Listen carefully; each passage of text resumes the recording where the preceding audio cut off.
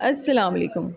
اللہ سے محبت کرنے والے وہ ہوتے ہیں جن کے اعمال و افعال اللہ اور رسول اللہ صلی اللہ علیہ وسلم کے احکامات کے مطابق ہوں، جن سے بات کر کے اللہ پر توکل اور تقوی بڑھ جائے۔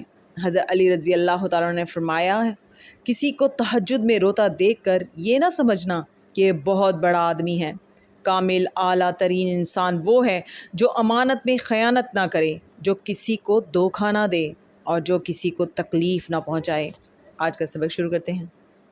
پناہ مانگتی ہوں اللہ کی شیطان مردود سے۔ شروع اللہ کا نام لے کر جو بڑا مہربان نہایت رحم والا ہے۔